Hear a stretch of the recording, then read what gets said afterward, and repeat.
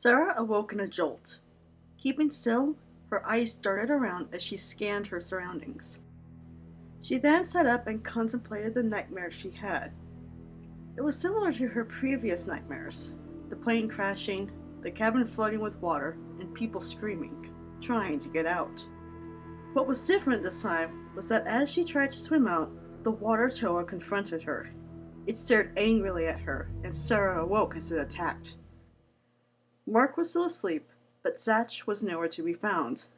She peeked her head through the tent and found Mr. Patrick snoozing as well, leaning against his rifle.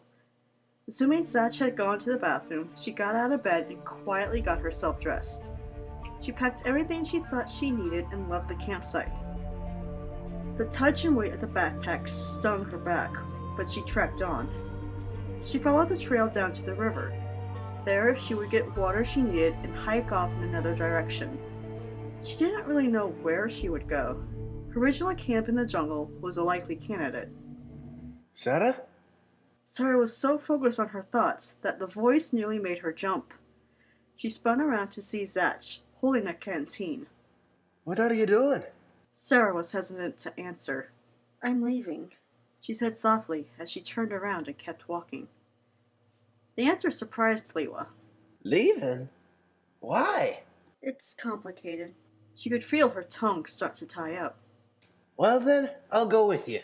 She stopped and looked over her shoulder. "Zatch, no." It's no trouble at all. A little footwalking never hurt. Sarah gave him an annoyed look. "Fine." The two walked down the trail and reached the river. Sarah hissed as she took off her backpack. As she knelt down and filled up her water filter, Lewa sat on a boulder and raced to figure out what he was going to say. So, would you care to explain the sword? Lewa then froze, fearing that it might get Sarah suspicious. Sarah looked at the sword strapped to her belt, and then at Lewa. "I won it, after I kicked it to his butt in a fight." Oh, so you carry it around like a trophy prize. But you've had it hidden under your bed. Sarah sighed. "That's not why it's hidden." She then looked to see if anyone else was around. "Watch this." She aimed the sword at the waterfall and concentrated. The sword glowed, and a stream of ice burst out. It froze the water on contact. Water upriver flowed over, only to be frozen instantaneously. In a matter of seconds, she had constructed a series of water slides. Lewa's mouth gaped open, but not because he was impressed. Seeing Kopaka's power was nothing new to him. How are you doing that? Sarah shrugged. "Honestly, I don't know if the power is in the sword, or if I'm using this to tap into the Toa's power. But either way, I can use it." She didn't notice a small patch of ice underneath her, and as she took a step, she slipped and fell into the water. Lewa jumped to his feet and ran after her. She surfaced and took a big gasp of air. "Well, that was a fail." Are you alright? "Yeah." She then looked around. "Since I'm already wet, I guess I'll try out the new ride." She got out and made her way to the top of the waterfall. She sat down on the ice. "Oh gosh, that's cold." Lewa smiled. Sarah pushed herself down and cheered wildly before landing in the water. She surfaced again. "You gotta try it." Lewa smiled sheepishly. I'm really not a water person. I avoid it as much as I can. "Well, you're no fun." She splashed the water at him and got him partially wet. Lewa jumped back and cringed as the cold water touched him. He then helped Sarah out of the river and waited as she went into the woods to get on a dry pair of clothes. She emerged, squeezing the last bit of water out of her hair. "Well, that was refreshing. Definitely felt good on my back." Lewa then remembered the medicine. Hey, I made some more of that ointment if you still want any. Sarah shrugged. "Sure." She sat down with legs crossed and pulled the back end of her shirt up to her neck. The sight still wasn't pretty for Lewa. There were still blisters everywhere and a large circular scab on her upper left shoulder. I don't think you ever told me how all of this happened. He then noticed Sarah being very quiet. I'm sorry. If it's too personal, "It's okay. It started just over a week ago." She pulled out her left leg. "See this puncture wound? That and a gash on my arm were from fighting a toa of ice. The scar on my upper left shoulder was from some strange gold and white toa. I'm not quite sure what his power is. I'm guessing lasers." As for all of the burns you see, a toa of fire did this. Lewa felt his heart sink a little. So you really took a beating. Yeah, If you ask me, you really shouldn't be going on such a long journey quest. At least not with those scars. you're probably right. But I don't feel like I can stay around any longer. Lewa tilted his head to the side. And why is that? Sarah's eyes darted around as she tried to figure out the words. It's a combination of things, really. First off, there's Janet. We don't get along at all. Then there's Mr. Patrick and the adults. I know they're just trying to watch out for us, but they're a little bossy. Even before we got here, Mr. Patrick was bossy. She paused. Then there's everyone else. I thought they were your friends. Not really. We hardly hung out back home. They rarely came out to the adventures I invited them to. And we don't even like doing the same things. They were for makeup and celebrity gossip, while I'm out four-wheeling. But lately, since I've gotten hurt, they hardly ever visited me. It's like they don't even care. Maybe they just didn't want to disturb you. I doubt it. Lewa was silent for a moment, before deciding to switch the topic. So, what's it like back at home, where you're from? Sarah paused. Well, it's a lot like this place. Beautiful. A fertile valley, a few scattered mountain peaks, and stunning waterfalls. She fell silent again. I'm starting to miss Oregon already. I bet. I myself am starting to get a little homesick too. He finished applying the ointment and scooted back as she put her shirt down. You said you're from Canada, right? Lewa nodded. You don't sound like it. Oh, what do you mean? You don't have that distinct Canadian accent. Lewa froze stiff. I settled moved there not too long ago. And why do you keep doing that? Doing what? Move settled. Foot walk. Is that some weird Canadian slang? Lewa's eyes darted wildly. Yeah, I picked it up faster than the accent. He smiled nervously. Okay. Lewa then decided to search through his backpack, hoping to find a snack to share. The first thing he found was the flute case. He pulled it out and stared at it. Sarah noticed and looked over. Hey, where did you get that? Lewa was surprised at her interest. I found it along the beach. He handed it over. This is my flute. Sarah smiled. She quickly opened it and assembled it together. Could you play something? Sure. Lewa shifted himself ready to finally hear what it actually sounds like. She then began to play.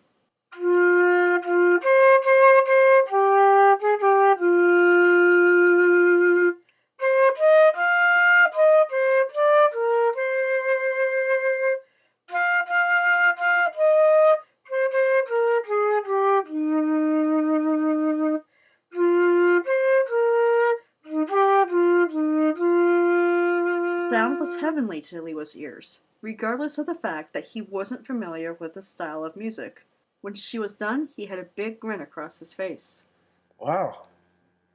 That was really good. Sarah almost blushed. Thanks. It's a pretty fun song to play. We were supposed to use it a while back for the marching band competition. Lewa's smile disappeared. Wait, what? Sarah shrugged. You know, marching band. Big annual competition in New York, where all of us were going before we wound up here. Lewa was almost speechless. He got close to Sarah and held her by the shoulders. Sarah, what comes to mind when you hear the word Makuta? Sarah stared at him and shrugged. Don't know what that is. Makuta-san? I mean, Rakshi? Still don't know what you're talking about. Lewa's mouth gaped as he stood up and placed his hands on the back of his head. Oh, Matanoi, I have to tell them. Wait a minute, what are you blabbering about? What's a Matanui? Lewa then stared at her. I'm sorry, but I have to go. Why? It's hard to explain. I'll come back.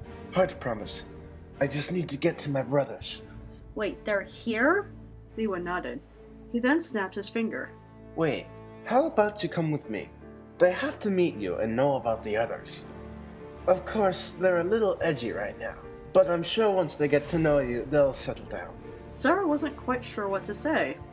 Lewa frowned. But if you don't want to, I understand. But may I at least take the sword with me? I'll return it to you when we come back. Sarah was still almost speechless. Well, There you are. said Mr. Petrick. His call startled Sarah and Lewa. You two had us so worried. BJ wants you both back at camp right now. He then saw the ice-made water slide. What on earth happened here? Sarah rolled her eyes. Oh boy. I'll explain that later. They both noticed Mr. Petrick seemed distressed at something other than their disappearance. As they speedily walked back to camp, the teacher was constantly looking behind the group. Is something wrong? Yes. Jesse is dead. What? But how? The same way Stephanie died. When we noticed you gone, we thought something may have happened to you. When they made it to camp, they found several students either crying or comforting each other. The adults were scattered around camp while BJ and Eric stood at the entrance to Jesse's tent. When BJ saw Sarah, he was relieved. Thank goodness you're not hurt. I'm fine. What were you doing? Sarah stood hesitantly. I was trying to leave. Mr. Petrick looked at her with shock. We're going to have a talk after this. What about me? I was planning to go with her. You'll be dealt with, all right. Mark then cried out from the other side of camp. Hey, Lewa! Lewa faced him. Yes? Then he froze. Sarah gave him an odd look. Lewa? He took a step back. There's no need to explain to her. Said Mark as he walked up. It's just a nickname. Right, Toa? Lewa's eyes widened and his mouth gaped open. Zatch? Lewa stared at Sarah's concerned face. What's going on? I have to go. He then made a run for it.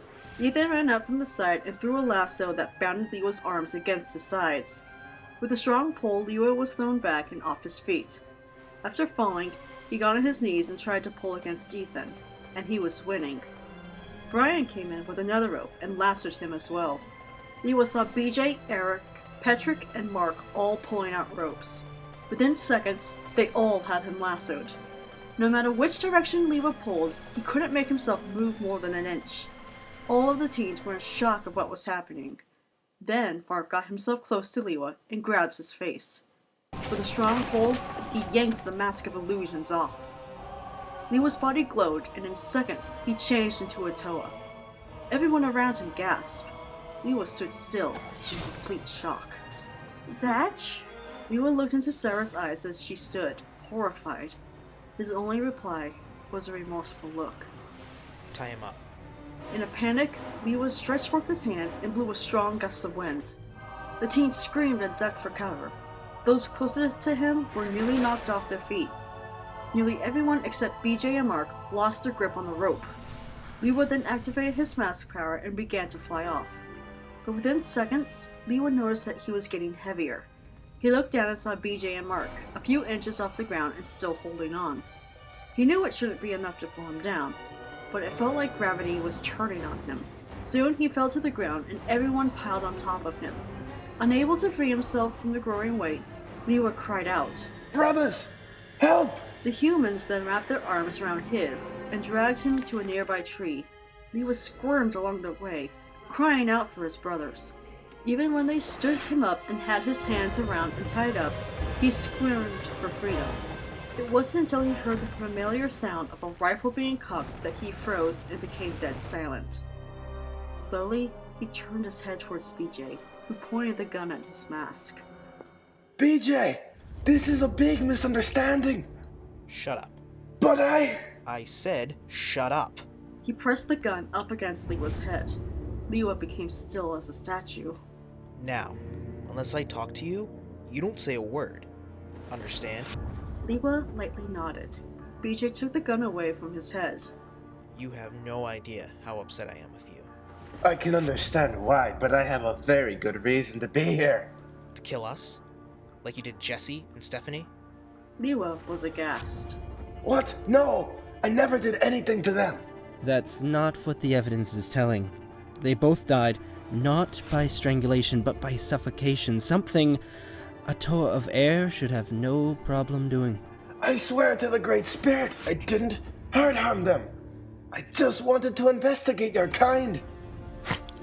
We can tell. Mark replied sarcastically and replayed a set of footage. It consisted of Lewa and Tagu's conversation earlier that morning. Lewa was in disbelief. I can explain. There's no need. Lewa faced her and felt heartbroken at her disapproving expression. You were using me. Lewa shook his head. No, it's not like that. You lied to me. I thought I had a new friend. But you were trying to trick me into a trap and giving you the sword. Her eyes widened. I almost did. It's not what you think. I wasn't going to use it against you. I was going to return it to my brother. Sarah only shook her head and went back to her tent. Lewa felt his heart sink. Wait a minute. The ice at the river this morning. That was from the sword. Wasn't it? Yes. BJ looked at her in shock. But how can you use its power? I shot the toe in the head. Everyone stared at Lewa. That was an illusion. The Toe of Air smiled shamefacedly. BJ gripped the gun tightly. I think I've seen enough here. He aimed the gun at the Toa's head. Time to send a message to your brothers. Lewa almost gasped and turned away as he closed his eyes shut. Wait! Don't do it here. Not in front of the kids. BJ paused and thought over it. Very well. Mark, you and I are taking him along. Patrick, I want you and everyone else to pack everything and take the group south. The Toa obviously know we're here. Everyone began to scramble around the campsite. Lewa, in the meantime, stared shamefully at Sarah's tent. He could barely see her, but could tell that she was crying. Suddenly the world around him went dark. He jerked his head around as Mark tightened the blindfold. He then took a large cloth and gagged the Toe of Air.